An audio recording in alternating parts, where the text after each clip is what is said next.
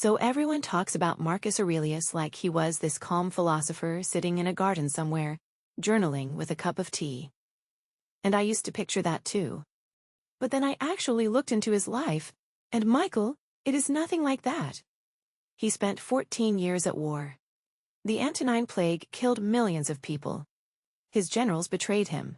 His wife likely cheated on him. And Meditations, the book everyone quotes on Instagram? He wrote that in a tent. On a battlefield. In the middle of winter. You know what I love about what you just said? Most people get Marcus Aurelius completely wrong. They think Meditations is a book about finding peace. It is not. It is a survival manual. It is a man talking himself through the worst period of his life, night after night, in a military camp on the frozen Danube River. A survival manual. Okay, that changes everything. Because I have been going through a rough stretch myself. Not a war, obviously, but it feels like chaos. Work is unstable. A close friend is dealing with a health crisis. And every time I open the news, it is just more uncertainty. And I keep thinking, how do people hold it together when everything is falling apart at once? And that is exactly why Marcus Aurelius matters more than any other Stoic philosopher for what you are going through right now. Because his framework was not designed for calm. It was not designed for a quiet afternoon of reflection. Right. It was designed for chaos, and that is what makes it so powerful. He built a system, a daily protocol, that kept him sane, moral, and effective while the entire world around him was on fire. And I think if we walk through what he actually did, step by step, it might change how you handle what you are going through. Before we get into it, I want to ask you something. Drop a comment below. When was the last time everything felt like it was falling apart at once? I want to know if it is just me, or if everyone is going through this right now. And if you want more Stoic frameworks for real-life chaos, hit subscribe. We go deep on this every week. Okay, Michael, walk me through it. But first, can you set the scene? Because I think most people do not realize how bad things actually were for him. Let me paint the picture. The year is 166 AD. Marcus Aurelius has been emperor for about 5 years. He is a philosopher by training. He studied Stoicism his entire life. He never wanted to be a military leader. He wanted to be a teacher. Wait, he never wanted to be a warrior?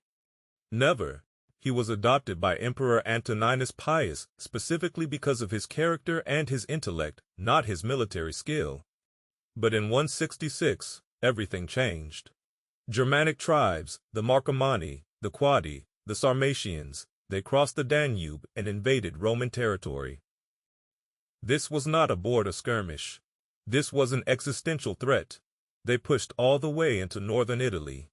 Roman citizens had not seen enemy soldiers on Italian soil in centuries. Oh my God. And at the same time, the Antonine Plague was devastating the empire. Soldiers returning from campaigns in the east brought it back. Historians estimate it killed 5 million people across the Roman world. At its peak, 2,000 people were dying every single day in Rome alone. Marcus lost soldiers, tax revenue, entire legions. He had to auction off the imperial furniture to fund the war because the treasury was empty. He sold the imperial furniture. The emperor of Rome was that desperate? That desperate. He even recruited gladiators and slaves into the army because he had run out of soldiers. And then, in 175, his most trusted general, Avidius Cassius, declared himself emperor. Cassius had heard a false rumor that Marcus was dead, and he seized power in the eastern provinces. His own general. While he is fighting a war on the frontier and dealing with a plague. That is just layer after layer of chaos. Layer after layer. And here is what is remarkable. Through all of this, 14 years of war, plague, betrayal, personal loss, Marcus Aurelius did not become a tyrant. He did not become cruel. He did not collapse. He governed with justice. He showed mercy to Cassius's followers after the rebellion was put down. And every night in his tent, he wrote. He wrote what we now call Meditations. Okay, so what was he doing? Like, what was the system? Because that is not just willpower. You do not survive 14 years of that on willpower alone. You are absolutely right. It was not willpower. It was a protocol. A daily system of 5 practices that he repeated every single day, rain or shine, war or peace. I call it the Chaos Protocol. And the first step happened every morning before he left his tent. The Chaos Protocol. Okay, what is step 1? Step 1 is the morning Premeditatio. Every morning, Marcus would sit and mentally rehearse the worst things that could happen that day. In Meditations, Book 2, Section 1, he wrote, "Today I shall meet with meddling, ungrateful, arrogant, dishonest, envious, and selfish people." He was not being pessimistic. He was inoculating himself.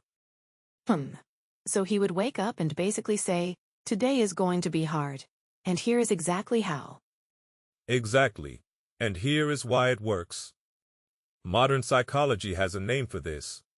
Gabrielle Oettingen at NYU calls it mental contrasting.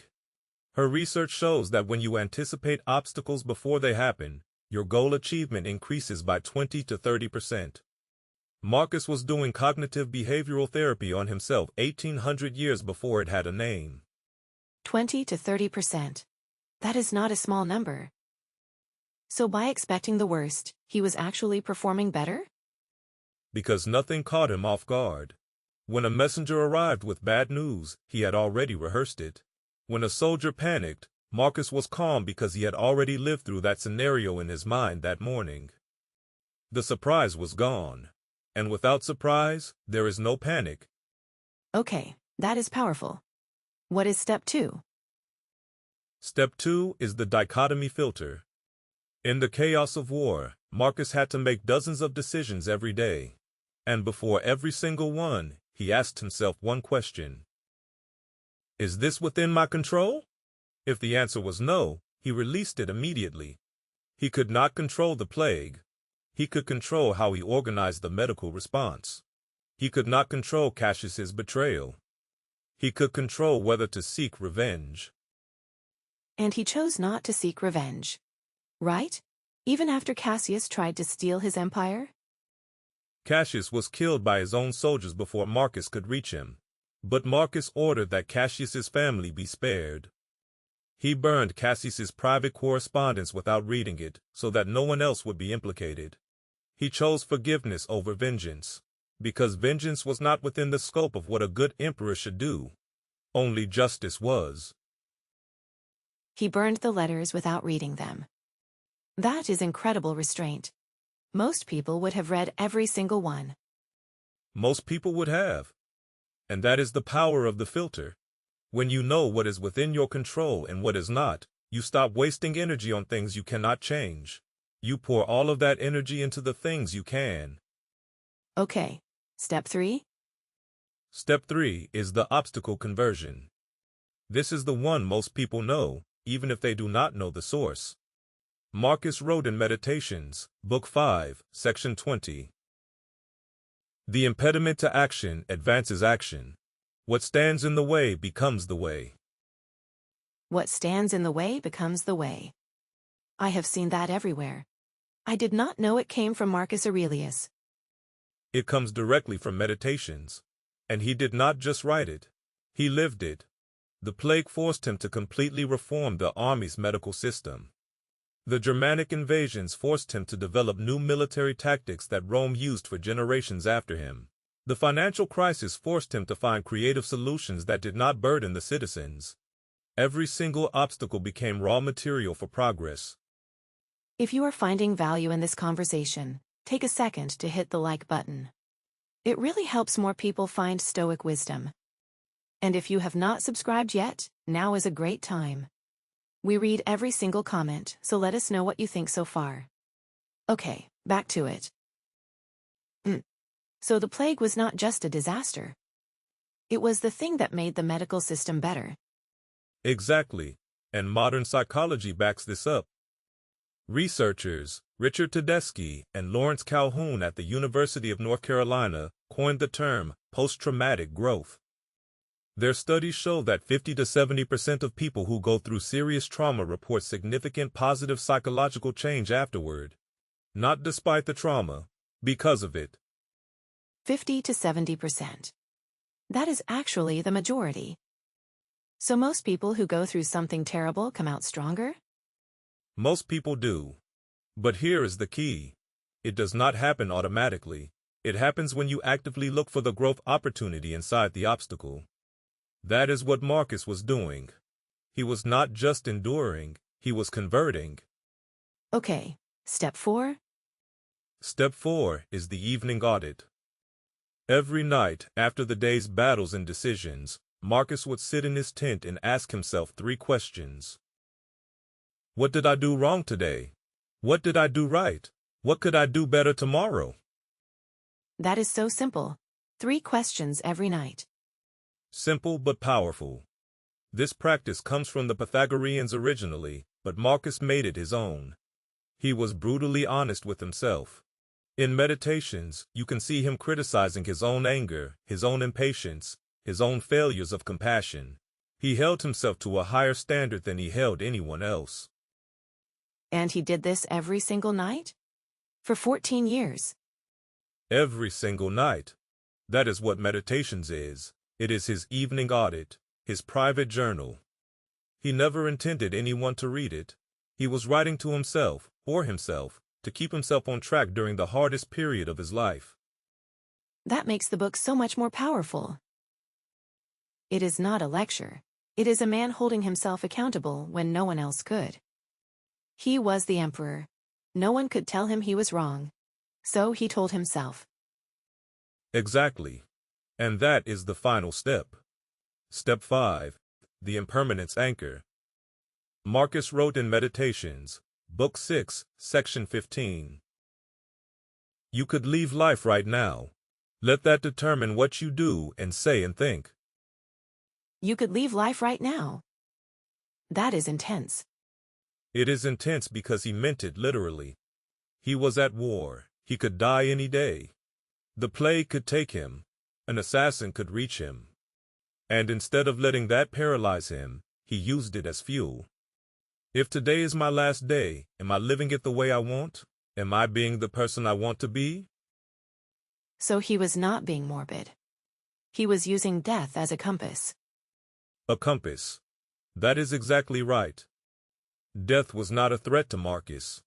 It was a clarifier. It cut through all the noise, all the politics, all the petty concerns, and left only what mattered. Am I being good? Am I being just? Am I being useful? Am I being good, just, and useful? That is his whole philosophy in 3 words. And he asked himself that every single day. In the middle of war, in the middle of plague, in the middle of betrayal. That is what kept him from becoming a tyrant. That is what kept him human. Okay, let me put this all together. Because I want to make sure I have the chaos protocol right. Go ahead. Step 1. The morning premeditatio. Every morning, rehearse the worst that could happen. Inoculate yourself against surprise. Step 2. The dichotomy filter. Before every decision, ask, is this within my control? If not, release it. Step 3. The obstacle conversion. Every obstacle is raw material. The thing in your way becomes your way forward. Step 4.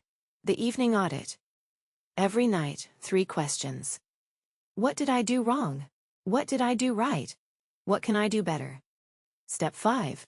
The impermanence anchor. You could leave life right now. Let that determine what you do and say and think. That is the Chaos Protocol.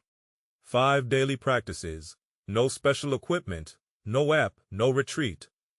Just a commitment to showing up every single day and doing the work of being a good human being in the middle of whatever chaos life throws at you. And Marcus did this for 14 years. In a tent, on a frozen river, while the world burned around him. And he came out the other side as one of the most respected leaders in human history. Not because he won every battle, not because everything went his way, but because he never lost himself. He never became the chaos. He never became the chaos. That is the line. That is what I needed to hear today. And neither will you. Start tonight. 3 questions. What did I do wrong? What did I do right? What can I do better? That is your first evening audit. That is your first step into the chaos protocol. I'm starting tonight.